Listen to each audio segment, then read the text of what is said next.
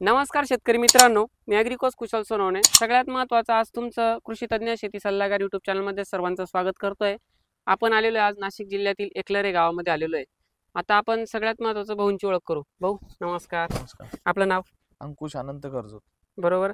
आपण राहणार एकलऱ्याचे, म्हणजे आपलं इथं जो काही प्लांट आहे MSCBचा त्याला जवळच आपला प्लॉट आहे, हो. मातोश्री कॉलेज जवळ. मातोश्री कॉलेज. आपण जर बघितलं आता तर लागवडीपासून माझं मार्गदर्शन घेतलेलं आहे. हो. आपल्याला इथून मागे येणाऱ्या अडचणी काय होत्या प्लॉटमध्ये?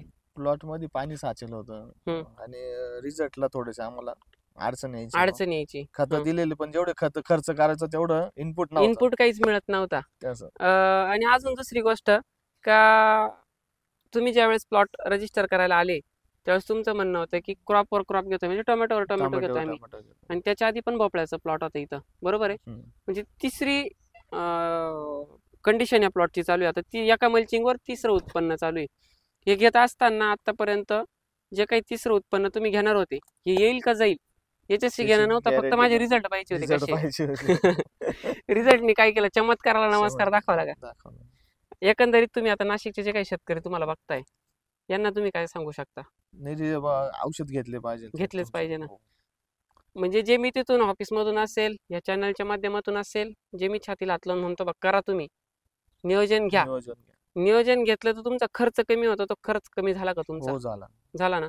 त्यानंतर जेवढं तुम्ही खर्च केला त्याचं इनपुट तुम्हाला तिसऱ्या दिवशी मिळाला.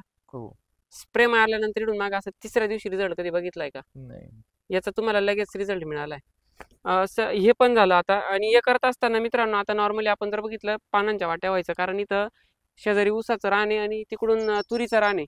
त्यामुळे झालेलं असं की पांढऱ्या माशीचा अटॅक जास्त आहे. आणि पांढऱ्या माशीच्या अटॅकमुळे एका अर्ध्या ठिकाणी तुमचं दुसऱ्या बांधणीला झालं होतं. त्याच्यानंतर काय पानांच्या वाट्या झाल्या नाही. आता फळाची सेटिंग कशी झाली हो नेमकी? भरपूर झालेली.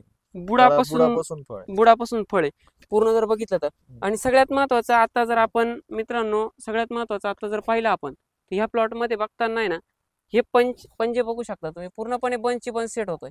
पूर्ण बंच. आता मी आले बघितलं तर आपण फोटो बी टाकू, इथे शेजारी बघतीलच ते. बुडापासून फुलकुजीचा प्रॉब्लेम किती आला तुम्हाला? काहीच नाही. जसं निघालं तसं सेट झालं. व्हरायटी कोणती? 1057 व्हरायटी ना. मित्रांनो, आता नियोजनाच्या बाबतीत बोलू आपण. नियोजनात केलं काही नाहीये. सगळ्यात महत्वाचं जे किट आहे आपण ते लागवडीपासून देत असतो.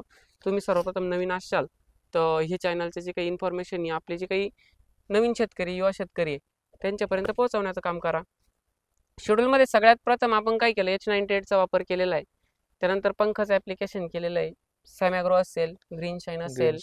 त्यानंतर मग मॅजिक पॉवरचं केलंय. मॅजिक पॉवरचे रिझल्ट कसे वाटले तुम्हाला? छान वाटले. फुलकळी जबरदस्त निघाली होती का? त्यानंतर मित्रांनो, आता आपण जे पुढचे ऍप्लिकेशन असतील आपले साईज वगैरे फुगवणीसाठी ऍप्लिकेशन आपण त्यांना दिलेले, हे वरून स्प्रेच्या माध्यमातून असतील किंवा ड्रिपच्या माध्यमातून असतील, आपण पूर्णपणे शेड्यूल देतो. सर्वप्रथम पानांच्या वाट्यांच्या बाबतीत आपण इथून मागं खूप बोलत आलेलो आहे. आता सिंपल आणि सोप्या भाषेत बोलतोय. तुमचा हा प्लॉट जर ह्याच स्टेजला असेल आणि पानांच्या वाट्या होत असतील, क्लास्टो आणि नीम ऑइलची फवारणी घेऊन टाका तुम्ही. त्यानंतर ड्रिप ऍप्लिकेशन करताना फॉस्फरिक ऍसिड देणं खूप गरजेचं आहे. आज जर बघितलं आपल्या जमिनीचा खूप निकष झालेली. आता मागे झालेला पाऊस आणि आता तुम्ही जे सांगितलं तुमचं जे काही हा प्लांट आहे, या प्लांटमुळे जे काही तुमच्या जमिनीचा pH कमी झालेला आहे, बरोबर आहे.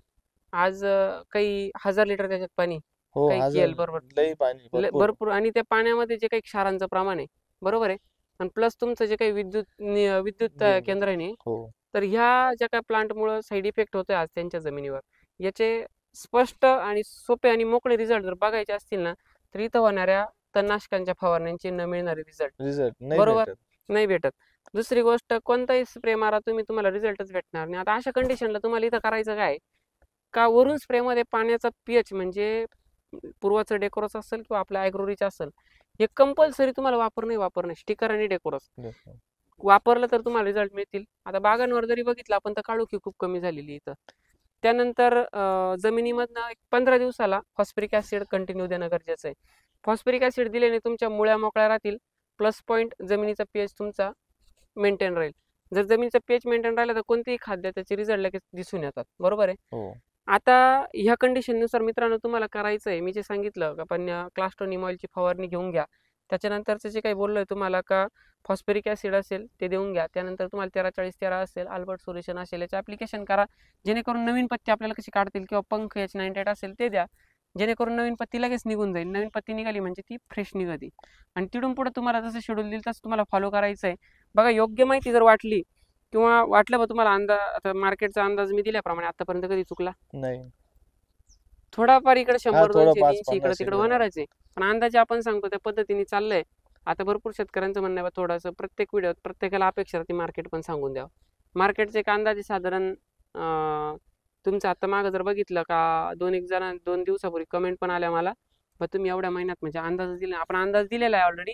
हाय ते मार्केट स्थिर राहील, त्यात फक्त 100-150 इकडे तिकडे फरक पडेल आणि पुढच्या महिन्याच्या मार्केटमध्ये आपल्याला थोडासा उतार बघायला मिळू शकतो किंवा चढ मिळू शकतो. त्याचं कारण असं आहे, आता फेब्रुवारीपर्यंत मार्केट चांगलं राहणार आहे, पण फेब्रुवारी नंतर थोड्या लागवडी वाढलेल्या आहे, त्याच्यामुळे फेब्रुवारी नंतरचं मार्केट थोडं डाऊन राहू शकतं. पण तेवढं उत्पन्न पण निघणार आहे, त्यामुळे खचून न जाता प्रत्येकाने लागवड करावी किंवा उत्पन्न घ्यावं आणि जो दर असेल तो आपल्याला मिळणारच आहे. त्याच्यामुळे हाच अंदाज भेटला पाहिजे आणि हेच मार्गदर्शन आणि हेच असं काही नाही, पण तुमच्या पद्धतीने तुम्ही करू शकता.